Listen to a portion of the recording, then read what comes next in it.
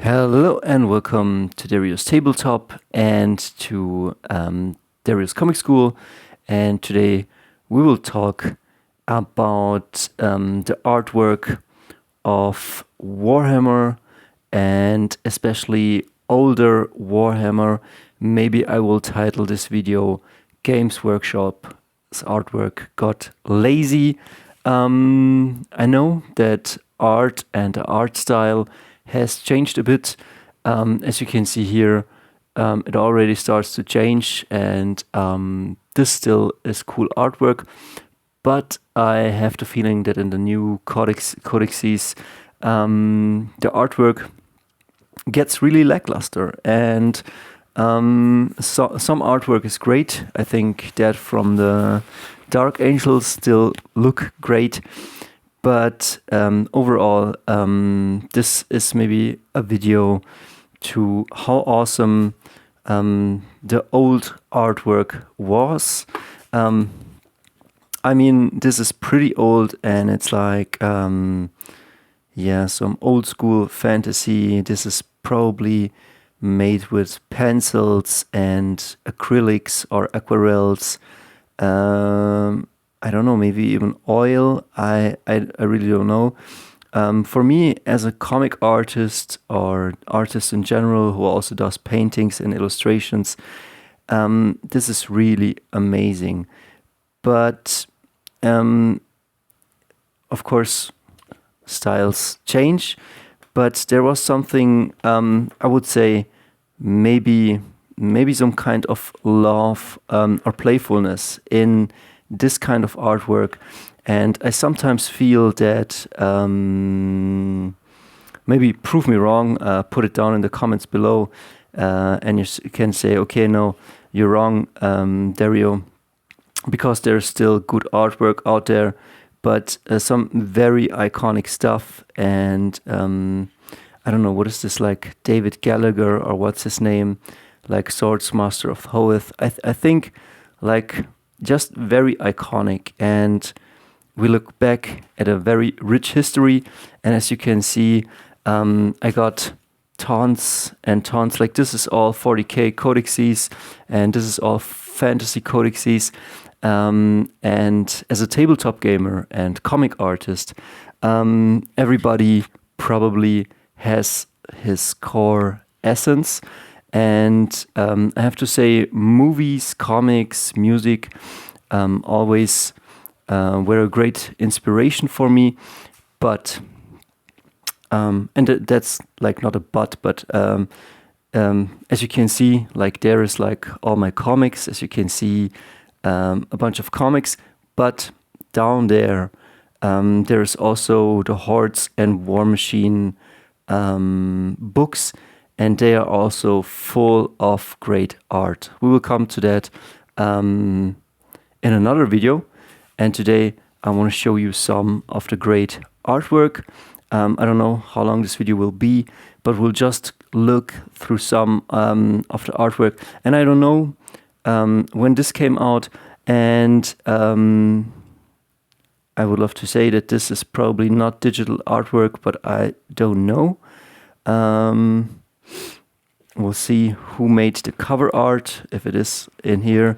But some of the stuff looks like, yeah, like some. And it's not that digital art is bad. I just would say that if you have to put something on paper, that the effort is a different one. I wouldn't even say that it's more effort, because if I paint digitally, sometimes it takes me even more time, because you're zooming in on every pixel, and you're starting to do something to the painting. But when you draw it on paper, like there's a limited amount of strokes you can do. But also in general, I would say that I have the feeling that Games Workshop and the artists cared a bit more about the art, because like look at the amount of details put into this painting. And I would also say that Warhammer felt in its scale truly epic. I mean, you see here hordes. You see here a walk boss and a lot of orcs, and they shoot. I mean, there's so much in this picture, and the detail just is insane. And I think I would challenge you, show me a new codex where that's the case. And so this is kind of a praise of the artwork that was, and a certain level of quality, and I like it, and I wish it would come back. I mean, sure, stuff develops, and we don't need old man yelling at cloud, but it's just amazing. I could look all day long at these pictures, and I think one of the reasons I bought up these codexes were also to study some great art, and to look at it, and to copy it, and to implement it in my own style. And as you can see, look at this. This is also very beautiful. Maybe I should call this video old school Warhammer art was epic. And it is. Look, this is the Elder Army. You're getting into the Codex, and you're getting also into a world. And you have here the center figure, and then you have in the background things going on. As you can see, look, similar design elements. You have, let me go all a bit, but can you see, you go from here to here to here to here to here, and you go from here to the centerpiece to the blade, from the background to the foreground, and then you get even this angle. And there's so much beautiful stuff going on. I don't even know all the Elder units, but it's just amazing. And I could zoom in, and I don't know. I miss this kind of scale and effort on the new codexes, but maybe I should look at them. I just know that I resonate more with this style, and I think that there's a lot more care. But I could be wrong. Maybe the new codexes are also amazing, but this felt definitely grim dark, and I'm sure that Games Workshop opened up a bit Warhammer and made it more digestible for the mainstream. So these drawings are very, very gritty and very cool, like the heads, the skulls. But magical stuff, really magical stuff. Here, the Chaos Terminators. Let me zoom in here, just on the face, beautiful stuff. And I've saved also the artists, there is a bunch, is it, well, let me see here. There are no credits, but it's those artists. And look at this, Necrons. Man, I just bought these for the covers and for the composition. Look at this. You got the room opens up here, then you have here a vessel, then from up here we come down, something in the back, then we come to the foreground, can you see here, and then this lurking figure, and then it goes down right here, and so many beautiful angles and so much skill involved. And look at the quality, the rust on his lance, and this could be digital, definitely, but there is a certain skill and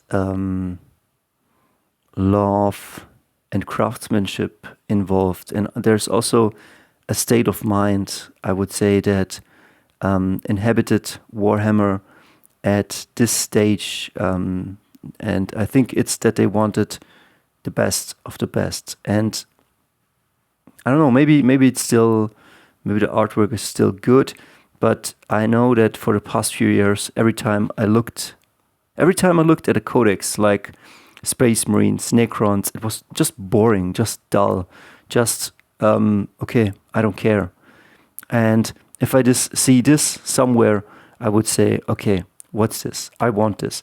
And then you get yourself the book, or you grab it and you see like the drawings, the paintings, like Space Marines fighting Necrons, and you say, okay, I gotta have this. Sign me up. I'm on it.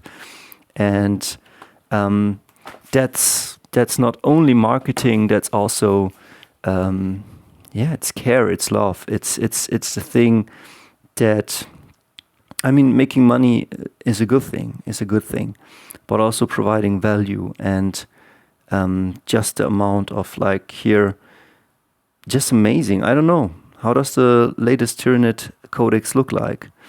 I know this one's awesome. And yes, so much stuff here. Then we have a very old Dark Angel one.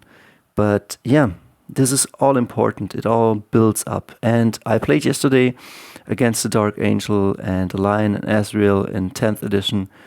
And the models, they look amazing. And I have to say, like, the Dark Angel Codex probably looks also still amazing. Like the pictures I've seen there. But yeah, just this older artwork is just Jesus, like beautiful. Like, look at it. So much going on in the background. Legions of Space Marines, Dark Angels. I think this is Chaplain, and then his foot soldiers, and everybody shooting and looking grimdark. Just amazing. And the art inside of it is also amazing. And of course, there's also like pictures of the minis, but it's just a certain amount of care put into this. Like, look, just you're reading the lore, you're getting into the history, and this is all important for the world building and for the feeling, because you're transporting this on the battlefield, and it's just important. What can I say? And then here we got the Blood Angels. Like, this is amazing. Look how much. I mean, you could say it's pretty crowded, and this works better. True, it works to have just one figure, but I don't know. Like, both have its merit, but this feels like definitely like Warhammer. Like, look, a million things going on. Just amazing. I mean, just making this video, like, every one of these could be the thumbnail for the video, and it would be hard to pick the right one. But this one is definitely a great contester. And then here we have the Imperial Army Codex. This one I kind of like, but it's just cool. But look at this. Like, look at this Space Marine Codex. Like, this is amazing. And also, like, I wanted to get the one with the Crimson Fists, but it was sold out. But look how beautiful this is. Like, just amazing. Some things going on there in the background. And yeah, Space Marines. And then the Tau one, also pretty cool. And it also tells a lot of lore. Like, if you know nothing about these guys, you just look at it and you see, okay, they're wearing armor and they're having big guns and they're jumping around. And here there are some foot soldiers, and they are fighting. Look at this in the background. They are fighting with their hordes and with their armies against orcs. And you can see that you have foot troopers, you have elites, you have big guns, you have enemies, and then some guy leading the force. Just beautiful, beautiful storytelling, and also like the colors, what they evoke. It's just, I mean, it's beautiful. Let me see, what do we have here? We have here a bunch of fantasy. This is pretty old school.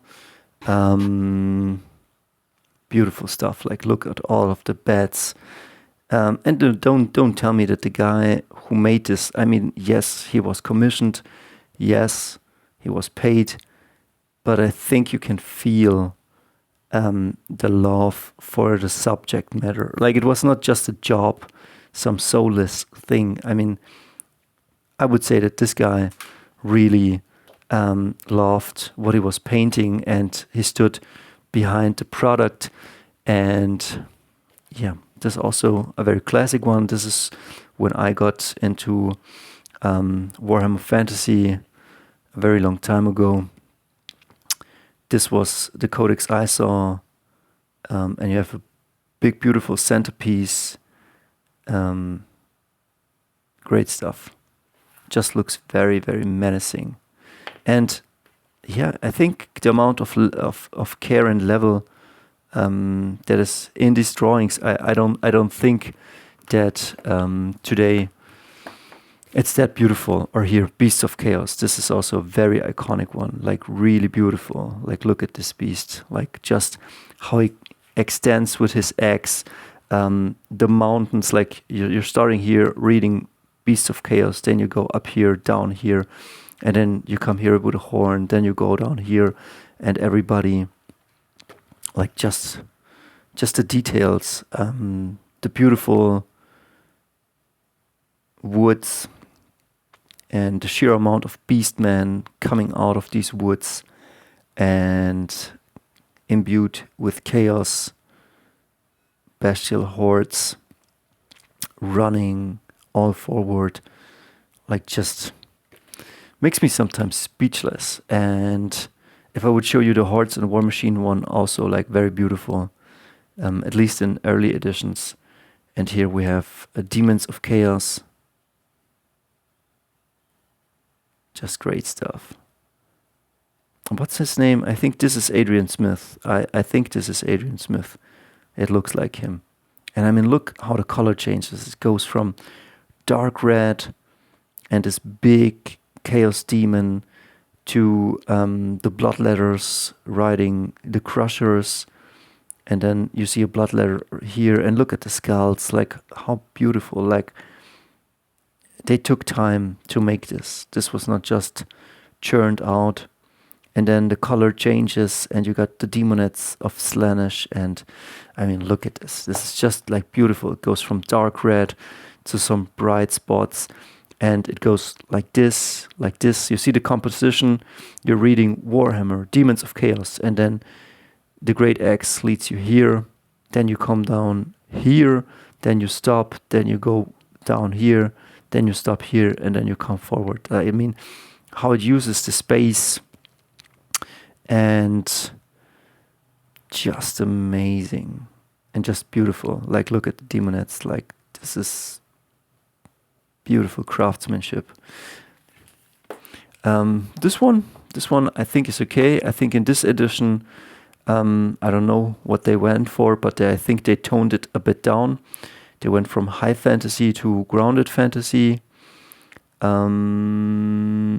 Still kind of beautiful, but I like the older one a bit better. There's one from the, I think, 3rd edition that's really beautiful.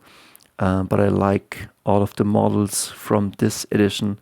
They look sometimes goofy, but there is something like from the 80s and 90s that you can't get today. Today, things, I think, feel kind of bland. They lack the certain edge because they want to pander to everybody, so that That's I think the politics of pandering makes things less edgy and less awesome.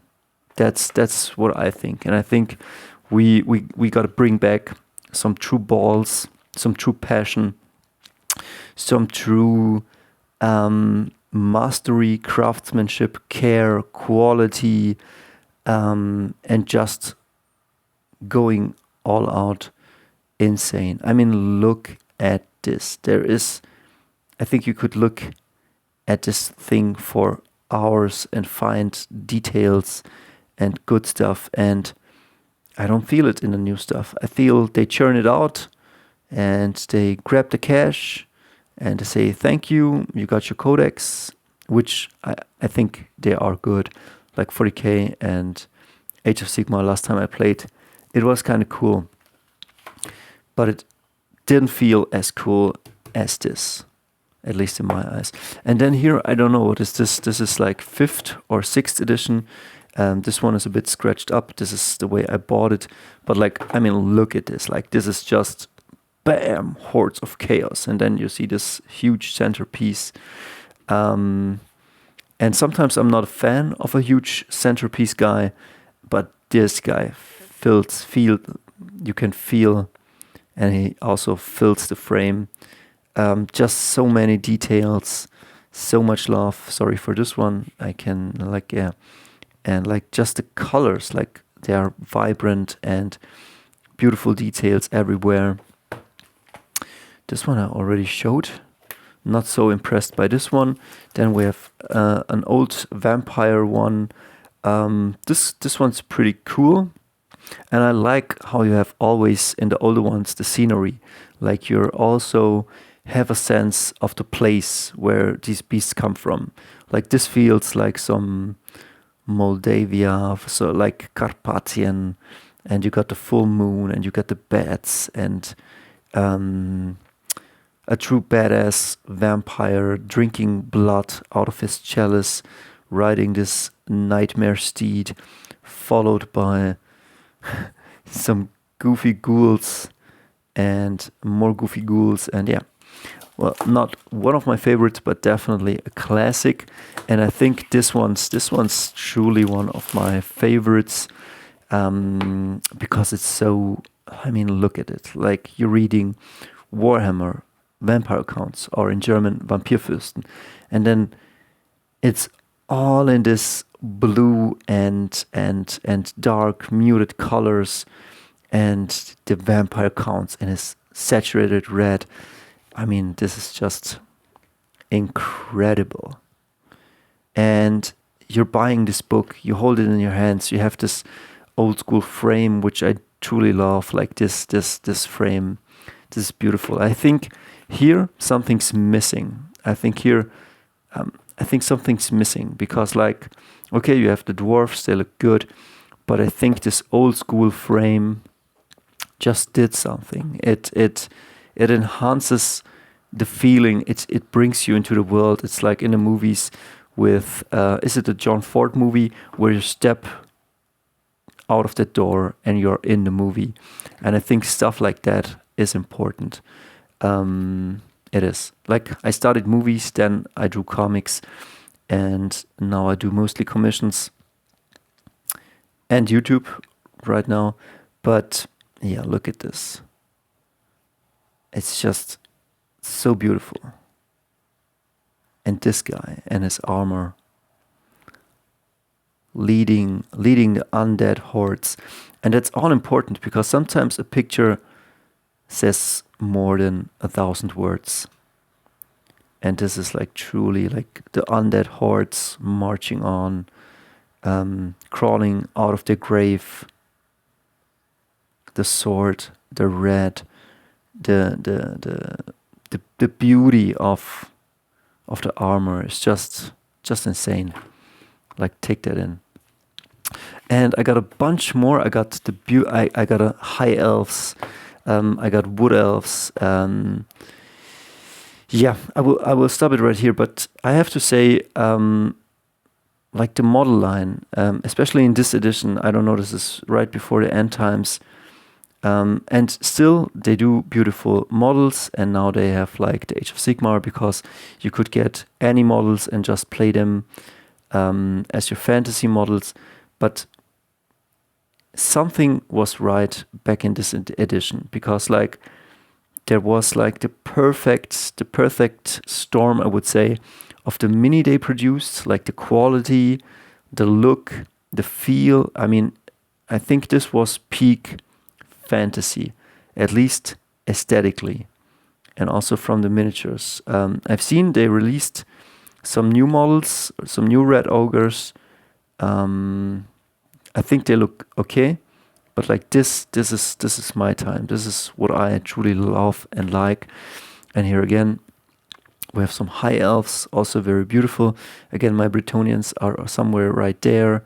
And my wood elves, also very beautiful codexes. And don't let me start with the Camry and all of that good stuff. Like, it's just amazing. And you can, or at least I used to pick up these codexes and Armybooks cheap on eBay when people were selling them out just for the art.